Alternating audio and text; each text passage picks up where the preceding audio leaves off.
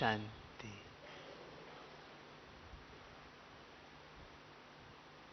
हम सभी भगवान के बच्चे त्रिकालदर्शी, त्रिनेत्री,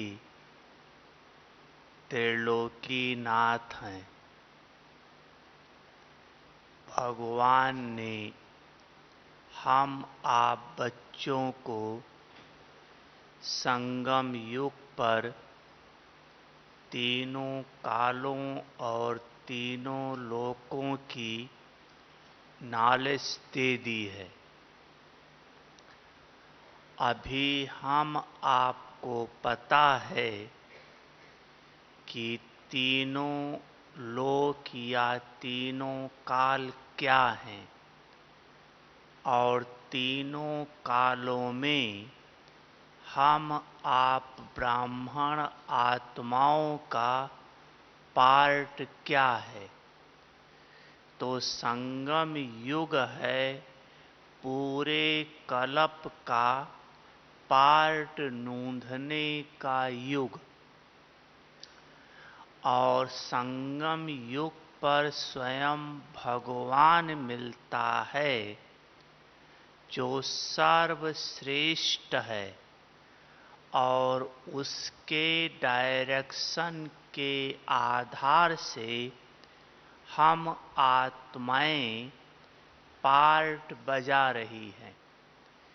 तो जब सर्वश्रेष्ठ परम आत्मा डायरेक्शन दे रहा है तो डायरेक्शन भी सर्वश्रेष्ठ होगा। अर्थात तीनों कालों में जो भी आत्माएं हैं उन आत्माओं में ब्राह्मण आत्माओं का तीनों काल में पार्ट श्रेष्ठ रहे। श्रेष्ठ कैसे बने उसकी विधि बाबा इस समय हम आप बच्चों को दे रहा है। सतयुग त्रेता है पुरुषार्थ से प्रारब्ध का खाता जो जमा किया उसका फल। सतयुग त्रेता है पुरुषार्थ से जो प्रारब्ध जमा किया उसका खाता। सतयुग त्रेता है प्रारब्ध भोगने का युग। द्वापर कलयुग में इस समय जो हम आत्माएं पुण्य का काम करती हैं, ये पुण्य हमें द्वापर कलयुग में मदद देती है। अब का पुण्य का खाता द्वापर कलयुग में मदद देता है, और संतुष्ट रहकर संतुष्ट करके दुआओं का खाता जो जमा करते हैं वो संगम युग में हमें मदद देता है।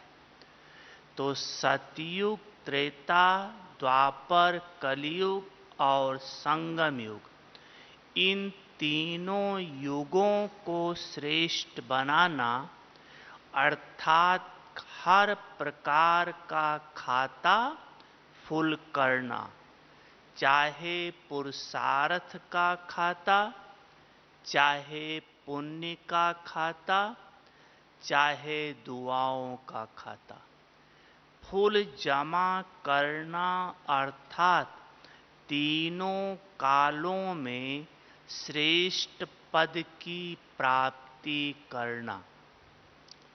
तो इस समय पुरुषार्थ कौन सा है जिस पुरुषार्थ के आधार से हमारा प्रारब्ध बनता है? कौन सा पुरुषार्थ कर रहे हैं?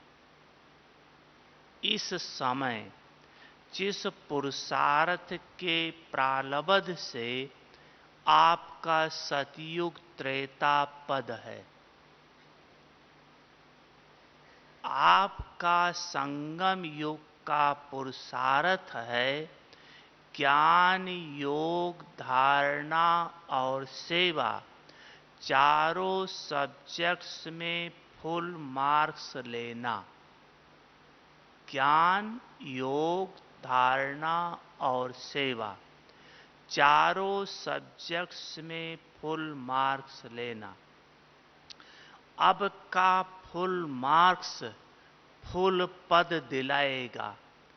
अगर अभी फुल मार्क्स नहीं, आधा मार्क्स या जैसा भी मार्क्स है वैसा आपका प्रारब्ध बनेगा। तो इस समय पुरुषार्थ और भविष्य प्रारब्ध चारों सब्जेक्ट्स में फुल मार्क्स। और द्वापर कलयुग में पुण्य का खाता काम करता है।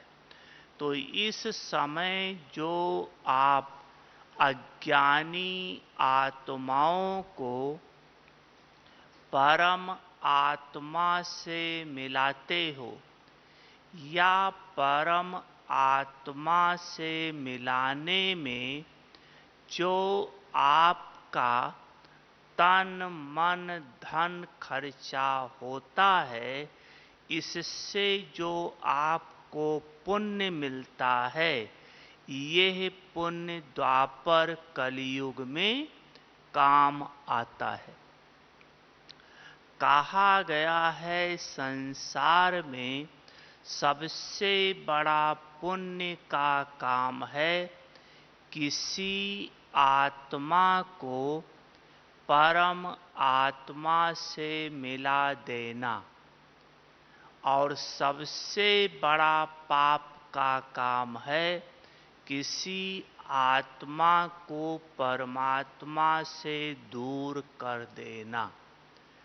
चाहे संकल्प, वाणी, कर्म किसी भी विधि से अगर किसी का बुद्धि योग भगवान से टूटता है तो उस जैसा महापाप और कुछ नहीं होता है। वैसे भगवान ने महापाप काम विकार को माना है। काम विकार महापाप है, लेकिन उससे भी बड़ा महापाप है किसी को भगवान से दूर कर देना। अगर काम विकार में कोई गिरता है लेकिन रियलाइज कर लिया उसका बुद्धि योग भगवान से जुट गया, तो दोबारा वो खड़ा हो सकता है, कुछ न कुछ भगवान से ले सकता है। लेकिन अगर भगवान से ही टूट गया फिर तो कुछ मार्जिन नहीं है ना। तो सबसे बड़ा पाप का काम है किसी भी आत्मा को परम आत्मा से दूर करना। पुण्य का काम है परमात्मा से मिलाना, संबंध जुड़ाना। उसके पीछे जो भी तन मन धन जो भी लगता है सब पुण्य के खाते में जाता है। कुछ दिन पहले बाबा ने मुरली चलाई है इस पर कि इस समय तन लगाते हो तो क्या मिलेगा भविष्य में, क्या मिलेगा द्वापर में। तीसरा है संतुष्ट रहकर संतुष्ट करना।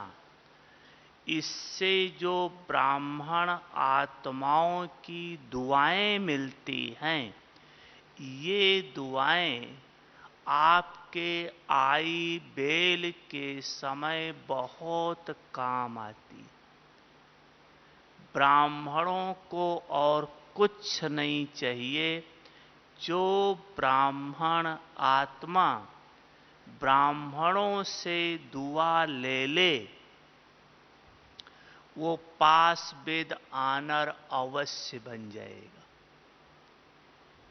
देखो, लौकिक में भी दुआ काम करती है। ये तो परम पवित्र परमात्मा की संतान, डायरेक्ट परमात्म बच्चे, इनकी दुआ खाली नहीं जा सकती। इनकी दुआ काम करेगी। लेकिन ब्राह्मण आत्माओं से दुआ लेना पड़ता है, क्योंकि ब्राह्मण को दुआ जल्दी दे नहीं पाते। क्यों नहीं दे पाते हैं? क्योंकि ब्राह्मणों का आपस में हिसाब किताब बहुत ज्यादा है, इसलिए ईर्ष्या तुरंत हो जाती।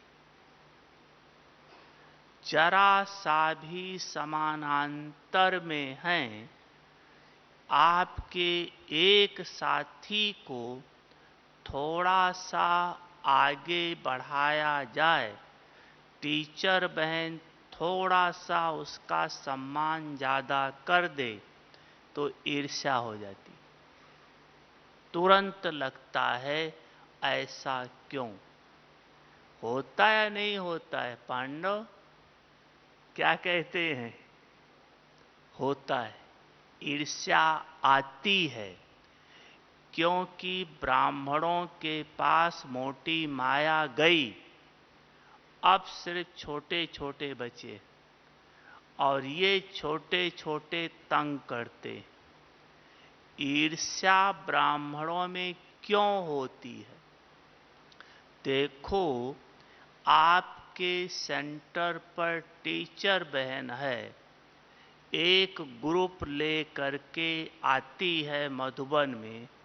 उसमें से एक भाई या बहन को वो स्पेशल दादी से मिलाए, बाबा के पास भी पहुंचा दे, और आपको ना पूछे, तो क्या होगा? समझ सकते हैं ना, अनुभवी भी होंगे कि संकल्प चल जाता है कि यही क्यों। वास्तव में देखा जाए तो संकल्प की मार्जिन नहीं है।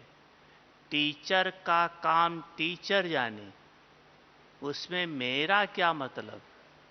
लेकिन संकल्प चलता है। लेकिन इसके साथ आपके सेंटर पर कोई एक अज्ञानी वीआईपी आ जाए, उसको टीचर बहन दादी से मिलाए, बाबा से मिलाए, क्लास में सम्मान करे, तो आप खुश होंगे। अज्ञानी को देखकर खुश होंगे, सहयोग देंगे, और ज्ञानी को देखकर उल्टा हो जाता है। अब ये ऐसा क्यों होता है? जबकि कहा गया है अपने परिवार का कोई भी सदस्य आगे बढ़ता है तो खुशी होनी चाहिए, अपना ही परिवार बढ़ रहा है। लेकिन अपने परिवार के सदस्य को देखकर ईर्ष्या आ जाती, और अज्ञानी को देखकर जो अभी सदस्य बना भी नहीं है, उसको देखकर खुशी होती है। इसका कारण क्या है पांडव? क्योंकि शक्तियां तो बहुत कम है, थोड़ी सी बैठी। फिर भी क्या कारण है शक्तियां? क्यों ईर्ष्या होती है देखते ही। इसका मेन कारण है ईर्ष्या का हिसाब किताब। आप देखो 84 जन्म में सबसे ज्यादा जन्म हमारा आपका किसके साथ रहा है? यही परिवार है ना। तो जब परिवार यही है तो हिसाब किताब किसके साथ है? इन्हीं के साथ है। तो वो हिसाब किताब ईर्ष्या के रूप में आता है। तो ब्राह्मणों से दुआ लेने की विधि दो है। एक तो वो दें तो अच्छी बात है, नहीं देते हैं तो भी उनसे दुआ लेने की विधि दो है। एक विधि है कि आप नेगेटिव को पॉजिटिव में लो। जैसे मान लो आपकी कोई इंसल्ट कर रहा है, आपको नीचे गिरा रहा है, मतलब आपके विपरीत चल रहा है। अब उसके प्रति नेगेटिव संकल्प चलना स्वाभाविक हो जाता है। लेकिन उससे आपको दुआ लेनी है पॉजिटिव रूप में लाकर कि ये हमको और परिपक्व कर रहा है, हमारी स्थिति का टेस्ट ले रहा है। हमें तो निंदा स्तुति मान अपमान में समान रहना है। हमें तो बाबा से सम्मान लेना है, आत्माओं से सम्मान नहीं लेना है। आत्माओं को देना है, बाबा से लेना है। ये पॉजिटिव संकल्प लाओ। तो जितना आप पॉजिटिव संकल्प लाओगे वही उनका नेगेटिव भाव दुआ का काम बन जाएगी। अर्थात आपकी स्थिति चढ़ती कला में आ जाएगी। स्थिति चढ़ती कला में आना ही दुआ मिलने की निशानी है। तीसरी बात है, दूसरी बात कि उन आत्माओं के प्रति सदा शुभ भावना रखो। वो गाली दें, आप उनके कल्याण का सोचो। बाबा इस आत्मा का भी कल्याण हो जाए। बाबा ये इस समय वशीभूत है, ये आत्मा भी माया से स्वतंत्र हो जाए। बाबा इस आत्मा का बुद्धि योग आपसे जुट जाए। बाबा ये भी आपसे वर्षा ले ले। जितना आप ऐसे शुभ भावना के संकल्प चलाएंगे तो आपका उसका जो खाता है वो खत्म होने लगेगा। और बिना शुभ भावना के जो खाता 6 महीने में खत्म होने वाला था, अगर शुभ भावना रखकर देखो 1 महीने में खत्म हो जाता या नहीं। और खाता खत्म होने की निशानी है। जब तक आपका उस आत्मा का खाता है तब तक चाहे उसे भगवान ही समझाए, बड़ी बहनें समझाएं, कोई भी समझाए कि आप ये गलत करते हो, ऐसा नहीं करो, वो मानने के लिए तैयार नहीं होगा। लेकिन जिस दिन खाता खत्म हो जाएगा रियलाइज कर लेगा मेरी गलती थी, आपका सहयोगी बन जाएगा। ये दूसरा है शुभ भावना। तो दुआ का खाता आपका इस समय संगम युग पर बहुत काम आता है, क्योंकि संगम युग पर आत्मा को पूरे कल्प का हिसाब किताब चुकतू करना है।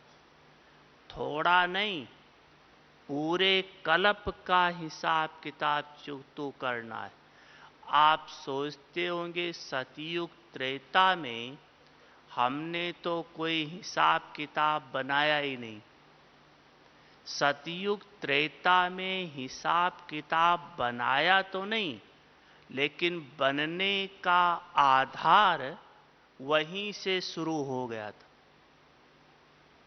क्योंकि जैसे आत्मा परम धाम से आती है और इस शरीर में प्रवेश करती है, तो आत्मा को शरीर के संग का रंग लगना शुरू हो जाता है। आत्मा थोड़ा थोड़ा देह भान की तरफ आना शुरू हो जाती है। तो हिसाब किताब बनने का आधार तो सतयुग से ही शुरू हो जाता है।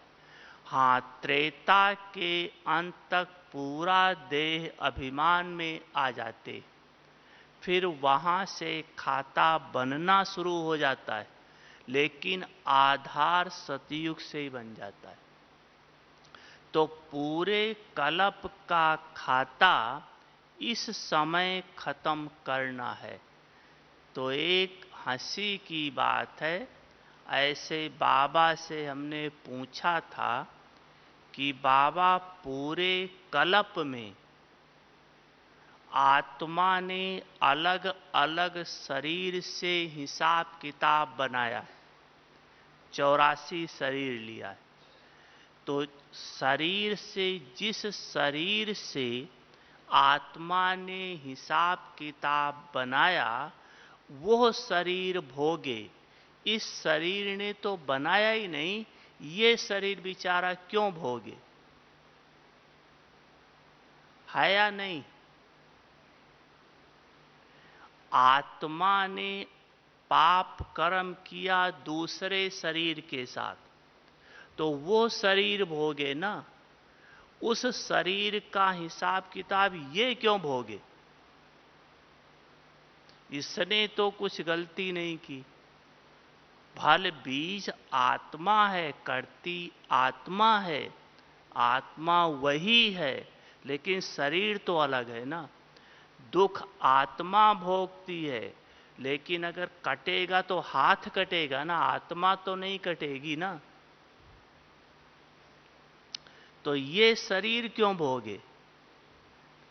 क्या जवाब देंगे? ठीक है, प्रश्न से राजी हैं? क्या समझते हैं क्यों ये शरीर भोगे?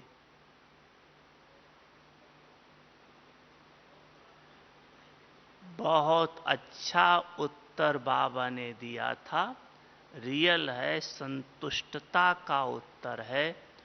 बाबा ने कहा ये शरीर पूरे कल्प का हिसाब किताब भोग रहा है, लेकिन इसी शरीर ने भगवान को भी पाया है। तो भगवान के आगे वो हिसाब किताब क्या है? किसी भी शरीर ने भगवान को नहीं पाया है। तो अगर थोड़ा भोगना भी पड़ा, तो भगवान की प्राप्ति के आगे वो भोगना क्या है? कुछ भी नहीं है। इसी शरीर से तीनों लोकों का सैर करते हो, तीनों कालों में ऊंच पद प्राप्त करते हो, इसलिए इस शरीर की बलिहारी है। बहुत महान शरीर है।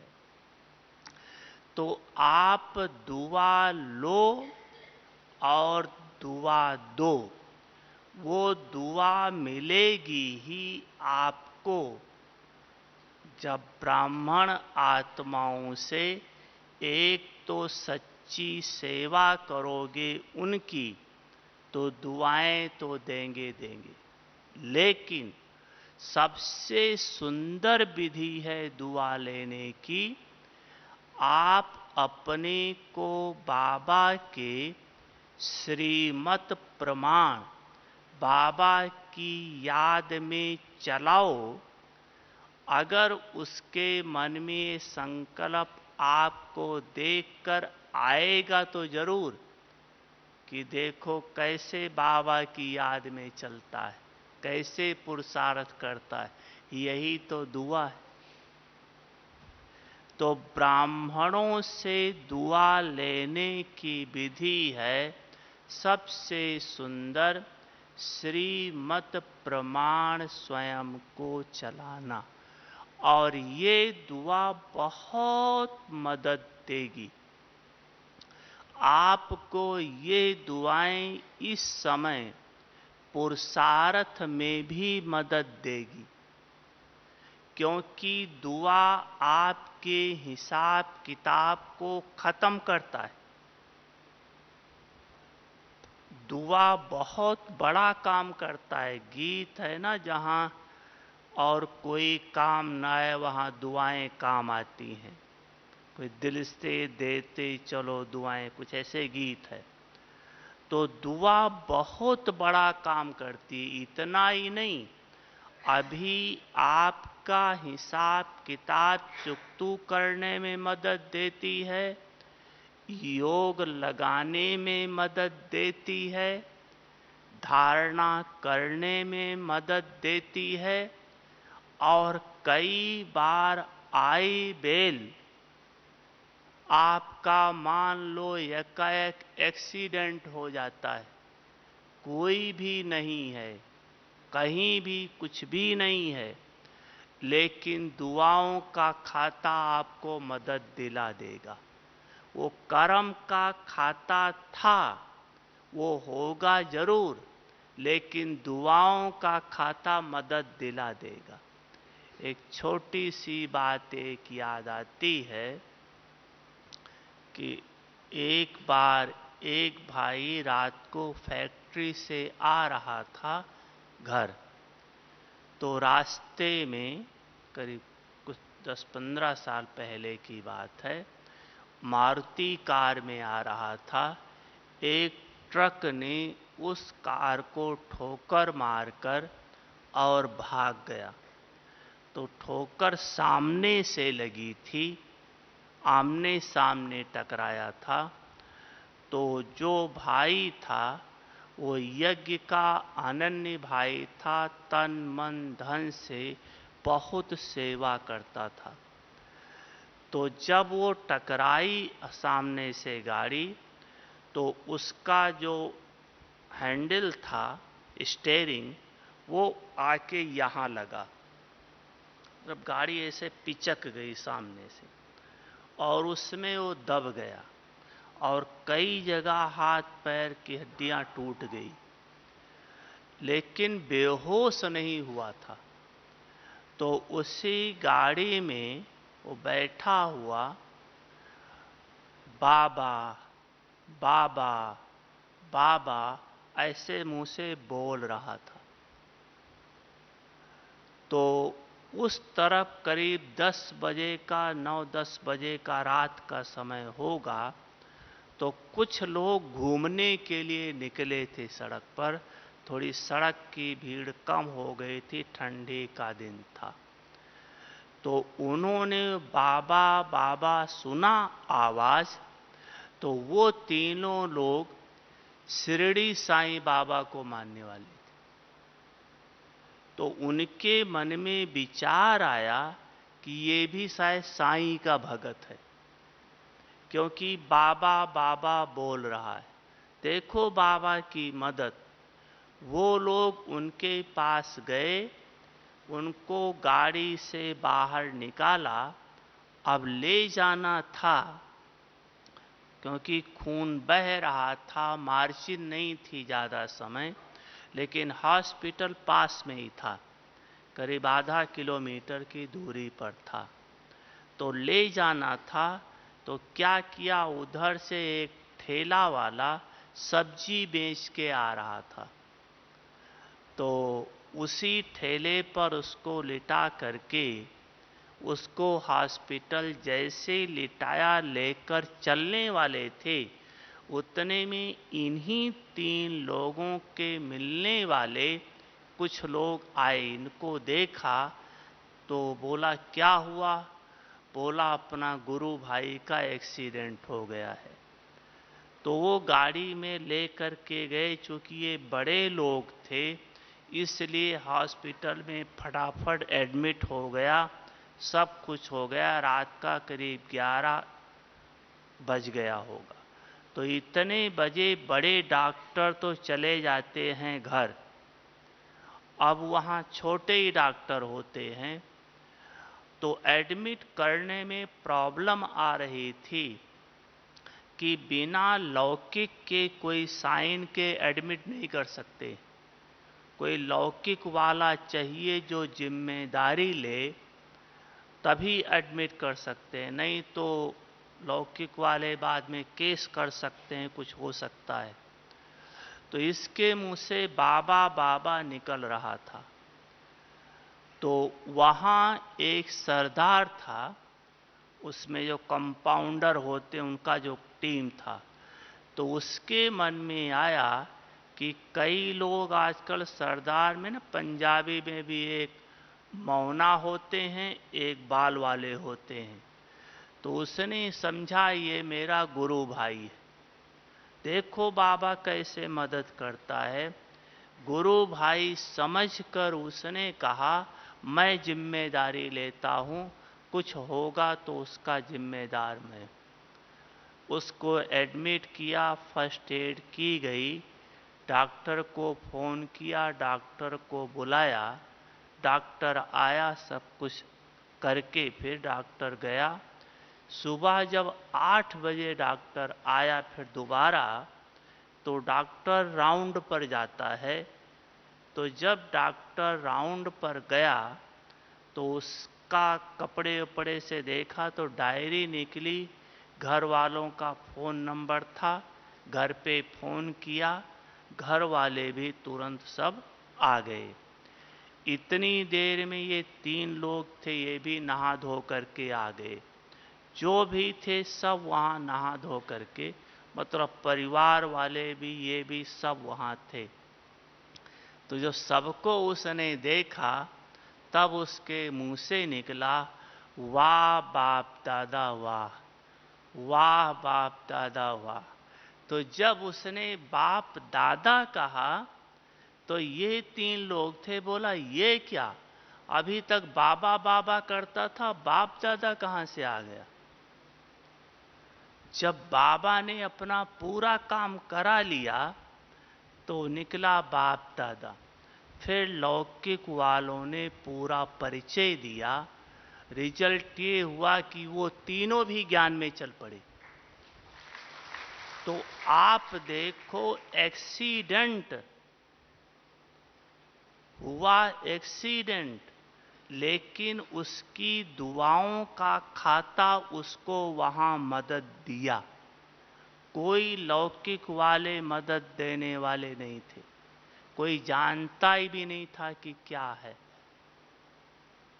लेकिन दुआओं का खाता मदद दिया।